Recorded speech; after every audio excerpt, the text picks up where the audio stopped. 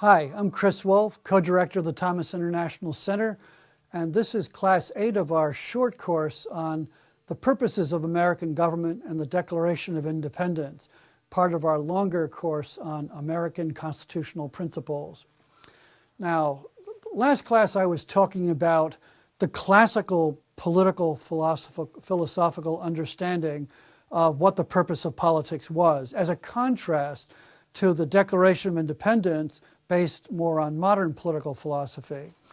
And I want to continue by talking about the shift or the transition from classical political philosophy to the Christian era and what implications those had for politics, and then look ultimately at why the classical and medieval approach, which shared certain things in common, gave way to modern political philosophy of Hobbes and Locke, which had so much influence on the founders.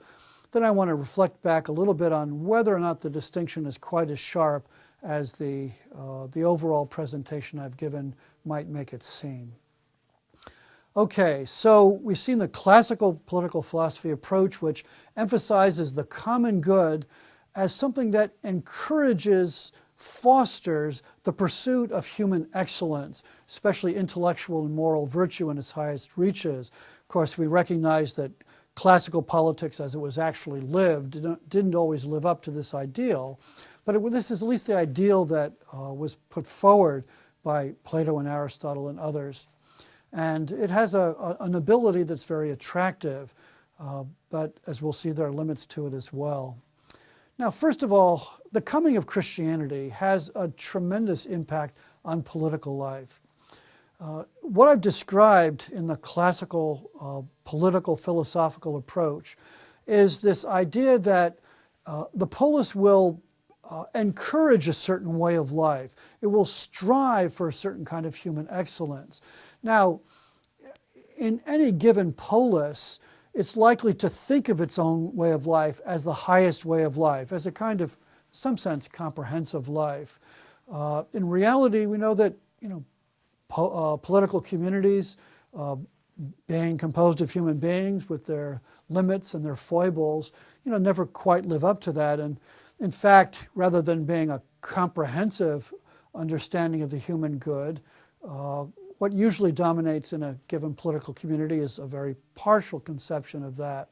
But at least in principle, it was the human good and human excellence, broadly speaking, that should be the goal of politics according to classical political philosophy.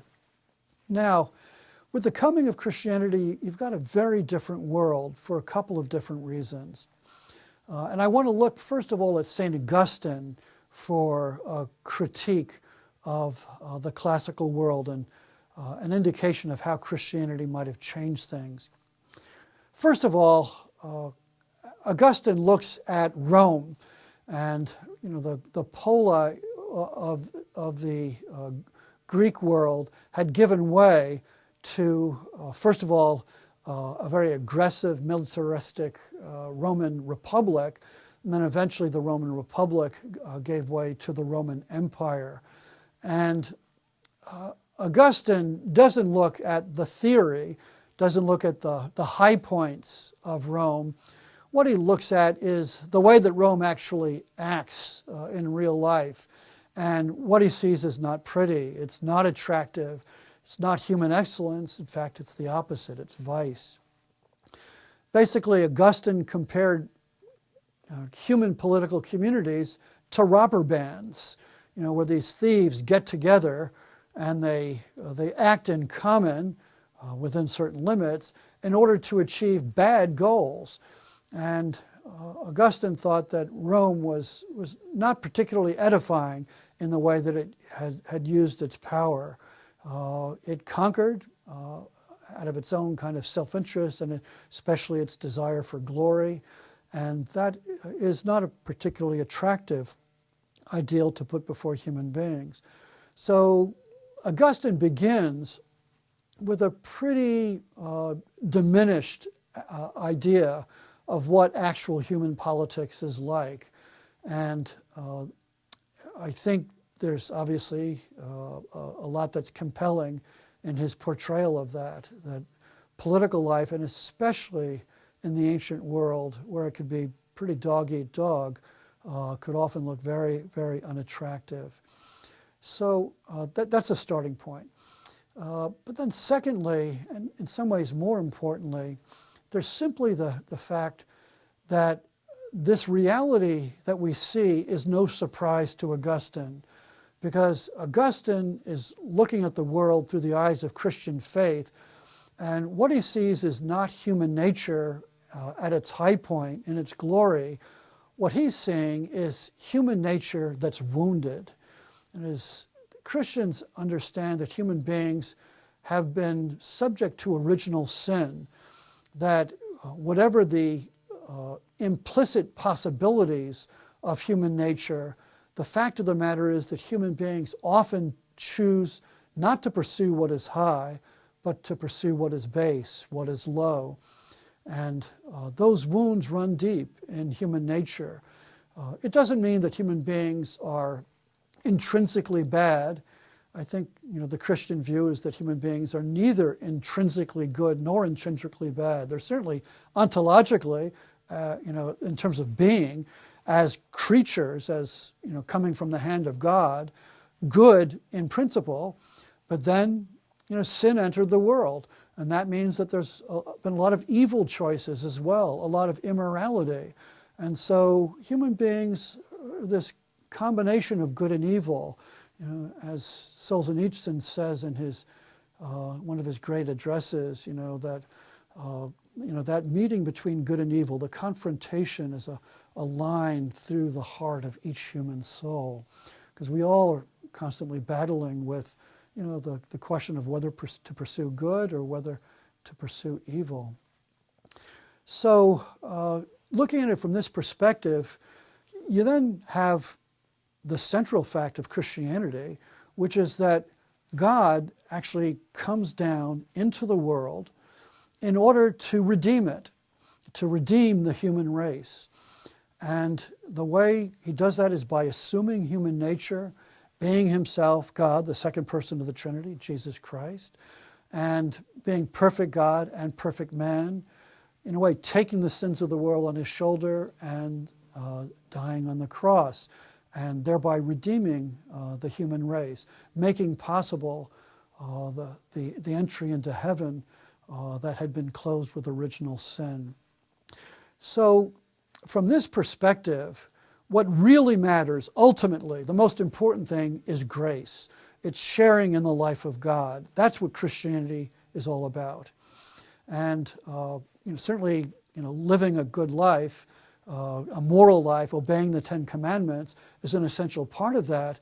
Many of the Ten Commandments are really kind of natural law ordinances. Don't kill, don't steal, don't commit adultery, honor your mother and father, and so forth.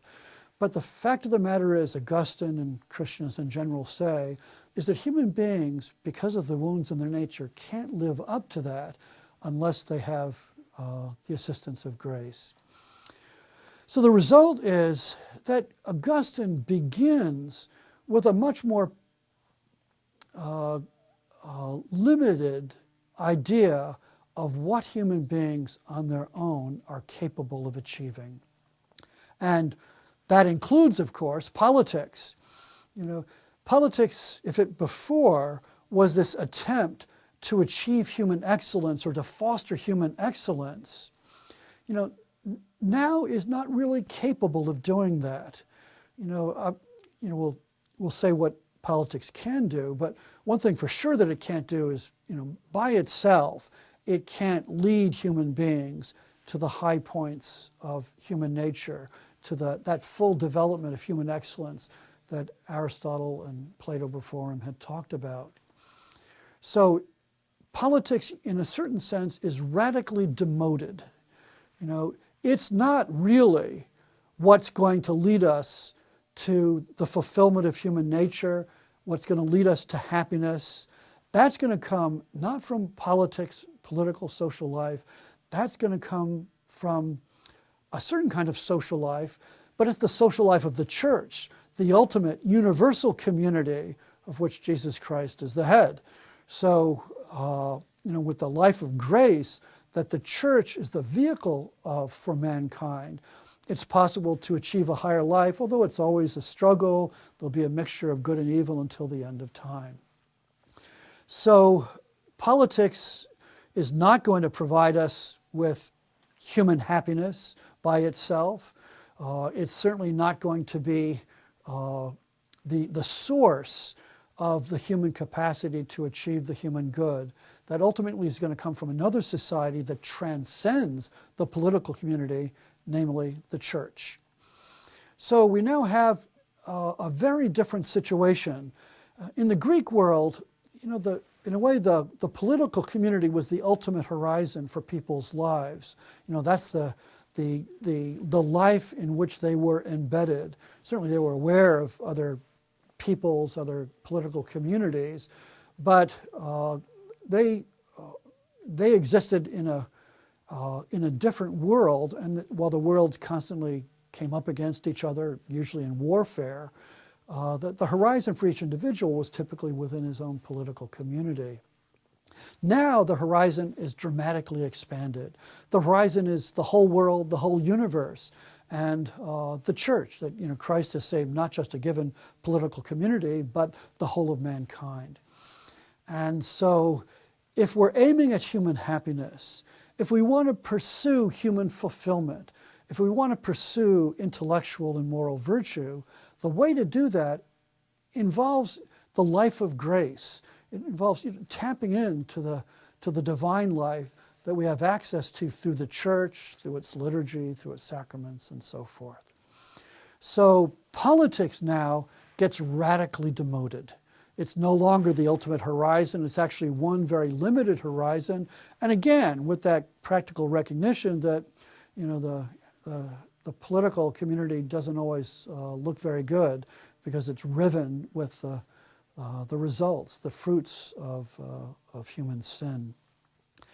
So we see politics radically demoted, and at the same time, we have to ask ourselves the question, what is it that politics does? And politics still does very important things, according to Christian thinkers, people like Augustine and others who followed him.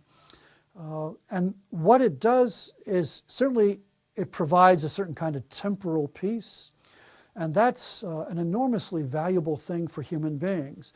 It makes it possible for human beings to pursue a life of holiness without having to constantly worry about where the next meal is from, whether they're going to get killed by roving bands of robbers tomorrow or whatever.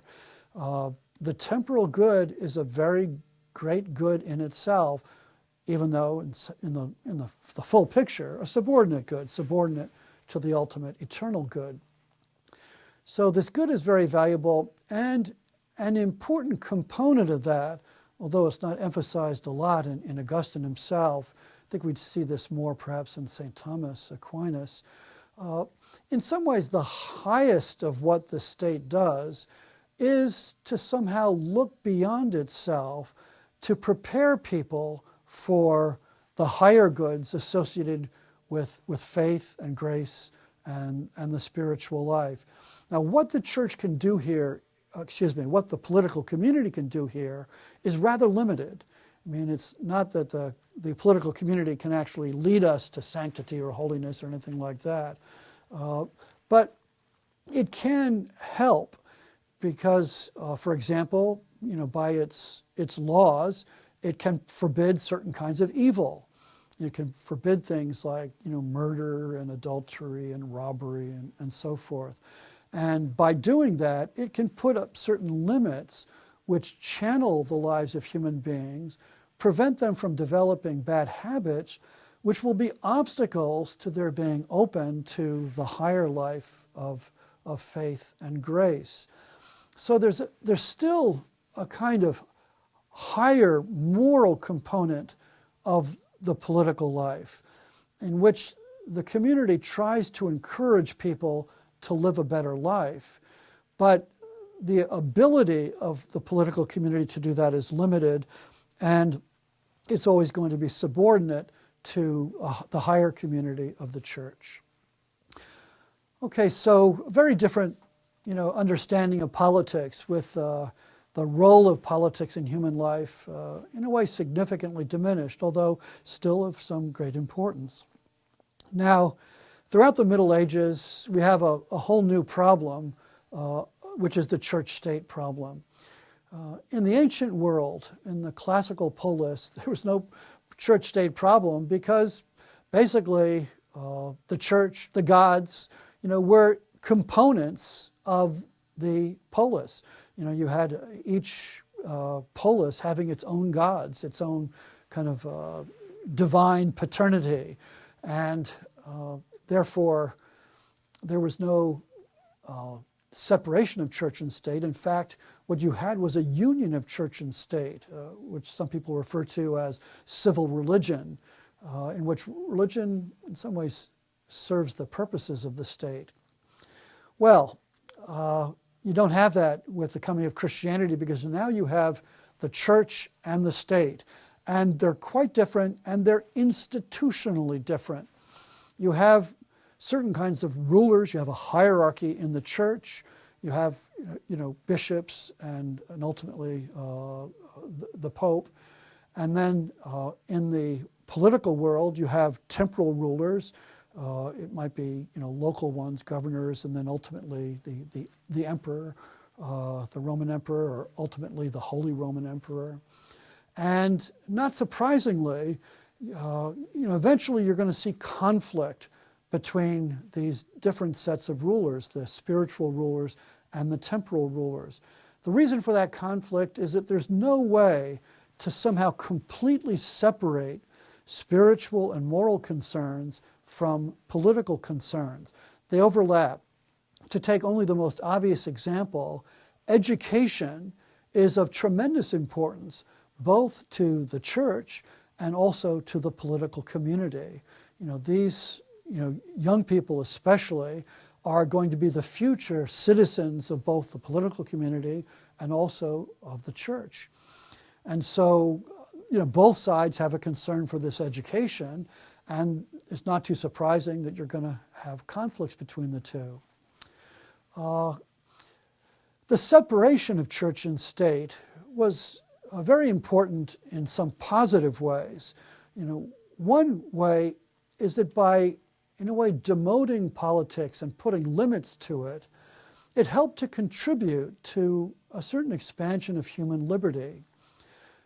Once you have the development of a trans-political religion, a religion that's universal and not confined to one state, it means that, in a way, each citizen is not simply confined to his own political community, that he has a kind of horizon that transcends the political community. And that means that there's a perspective from which you can impose certain limits on the political community.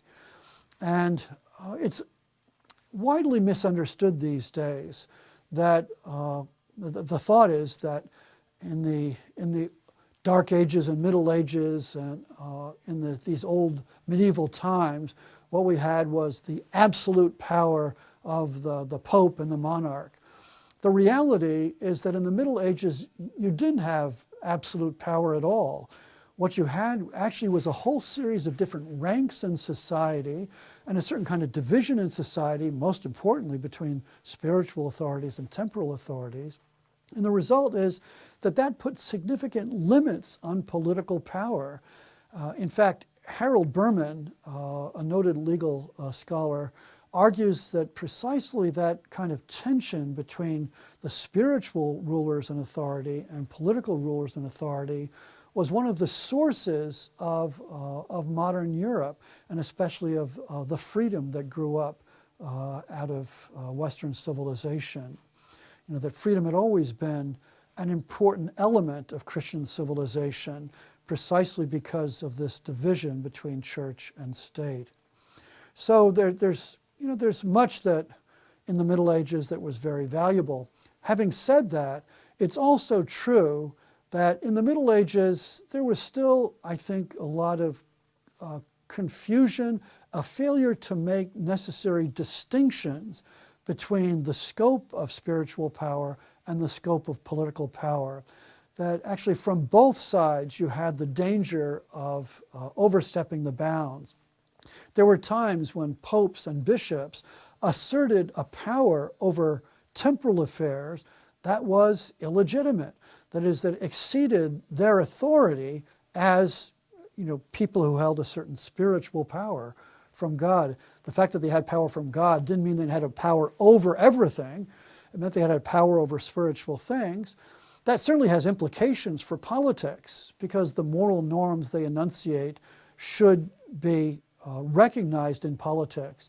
But it's a long and illegitimate step to say that therefore the spiritual authorities can start simply issuing commands to political authorities, and that in a way they can assume control over political authorities. There is something like what we could call a legitimate autonomy of the temporal order, and the Middle Ages was still grappling with that, exactly how to make the appropriate distinction between spiritual power and temporal power.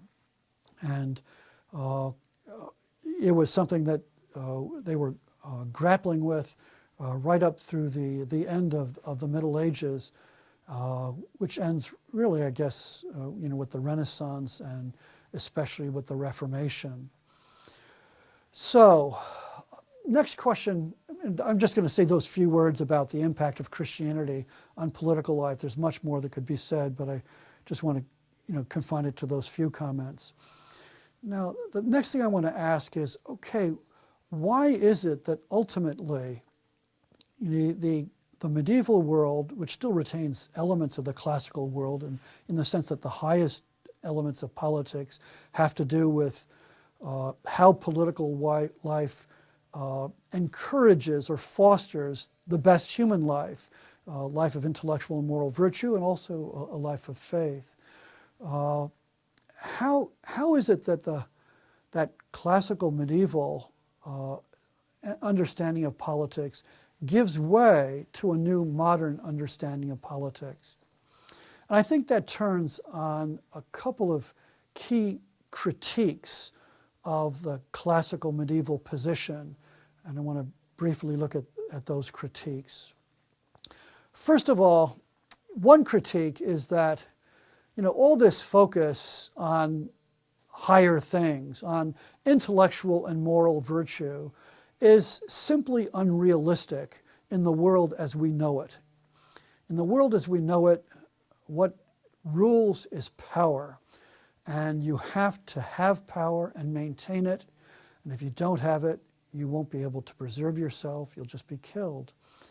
And what that means, according to somebody like Machiavelli, is that sometimes you have to be bad in order to survive.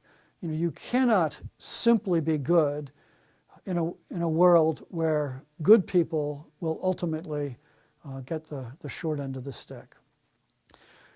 There's debate about exactly what Machiavelli taught, whether he taught that there was no good, or that the good simply could not always be done because of the more realistic needs of maintaining, conserving power. But at least this is clear, that according to Machiavelli, you couldn't let your concern with the higher things prevent you from doing the low things that you might need in order to survive. So that's part of the critique. In a way, the classical position is unrealistic. It needs to recognize the fact that in the real world, we have to sometimes use lower methods in order to preserve ourselves. A second thing, a second critique of the classical medieval position, I think was, if the orientation of politics should be toward the best life, the highest life, whether one of intellectual and moral virtue on one hand, or the life of faith on the other hand, are we really in a position to know what the best life is? Isn't there a lot of doubt about that? Can we really be sure that we know what the good life is? And, one phrase that strikes me that could contribute to this is something we find in Locke. And at one point in his letter on toleration, he talks about, whether you can restrict religious liberty on the grounds of whether somebody is orthodox or not. And Locke's response is, every man is orthodox to himself. Now, again, there's lots of debate among scholars about what Locke's personal views actually were. Whether he was a religious skeptic or whether he was a believer.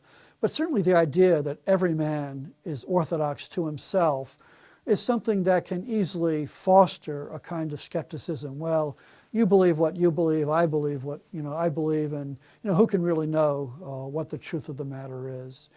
So that's a second factor which might undermine the classical position if you have this skepticism about the ability of human beings to know what the best life is. Then third, we have a very practical consideration. If you're going to say that political life ought to be oriented toward the best life, the highest human life, what happens when people differ about that human life, the best human life? Well, the danger is that it's going to collapse into warfare. And of course, historically, the form this took was the wars of the Reformation. Once Christianity divided with the Reformation, and you had initially different principalities in Germany adopting different religions, and then different countries throughout Europe being dominated by different religions, the result is that you have this terrible series of the wars of the Reformation, really culminating in the 30 Years' War from roughly 1618 to 1648. And during that time, you had carnage. It's estimated that with the mercenary armies going back and forth across Europe, Germany was depopulated by 1/3 during the 30 Years' War. Because these mercenary armies just kind of come through. They take food, they kill the farmer, kill his wife and kids, and just keep moving on. And it was a terrible, terrible war. And at the end, things didn't look all that differently from the way they had at the beginning. Because during the war, you actually had different divisions of Catholic and Protestant powers. But then at one point, Catholic France threw itself into the battle on the Protestant side for reasons of state. And the end result is it's 1648, and Europe is exhausted, it's ravaged, and neither side would say that they're any closer to being at the goal they want to achieve, which is, political states recognizing a particular religion, Protestant, Catholic, whatever, as the best religion, the best way of life. And so you not only don't achieve that goal, but you also have this terrible damage as well, with all the temporal loss of peace, the carnage, the famine that results, all of these terrible effects.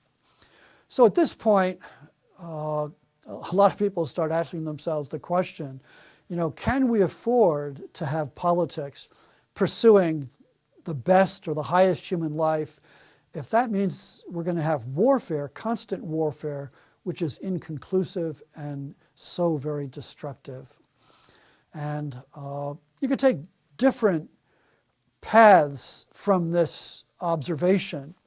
Some people might say, who really knows what the truth about all this stuff is? We just got to get, all these religious questions out of politics, because what really matters is we can agree on the fact that we want to stay alive, we want to have, a comfortable, decent life, and so let's, just get rid of the political questions because we think, there are no real answers to those anyway. I mean, this would be a kind of skeptical position, and I think for a long time, many Catholic thinkers assumed that the whole Enlightenment change was based simply on that understanding. It was one reason that explains traditional Catholic hostility to modern liberalism.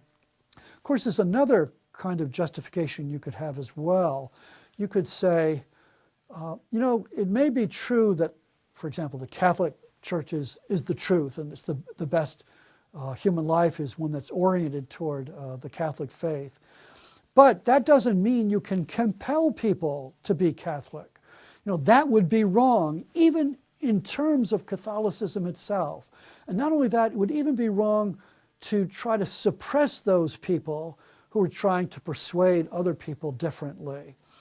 As you might conclude that there are good religious reasons for tolerance, which would lead you to say that the state should not be trying to impose a particular religion on the citizenry.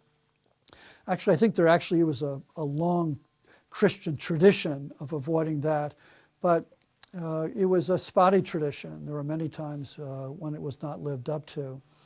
So the bottom line was, in some ways, very much like what we saw earlier with Hobbes, right? You know, Hobbes is concerned about all this, you know, carnage in society. And what he wants to say is, you know, let's not focus on these high things, you know, which is going to lead to all kinds of warfare and struggle and really to an ugly society. Why don't we focus on the things that we do agree on? What we really have in common is this desire for self-preservation, or as Locke expands it, desire for comfortable self-preservation, a kind of decent life in which, in effect, what we do is we put religious questions off to the side. We're going to leave those for private individuals to pursue themselves. And in order to avoid the fighting that will inevitably break out in a pluralistic society if we let politics try to pursue the highest spiritual good as well as the highest temporal good. So this, I think, is what leads us to the modern era. Now, I don't think that answers all the questions that need to be answered. In the next class, I want to come back and ask, well, is that transition from the classical and medieval to the modern quite as complete, or is there quite as sharp a difference as I've portrayed so far? And I'm going to argue that it's not quite as sharp as it seems. But that will be next class. And until then, thanks very much and have a great day.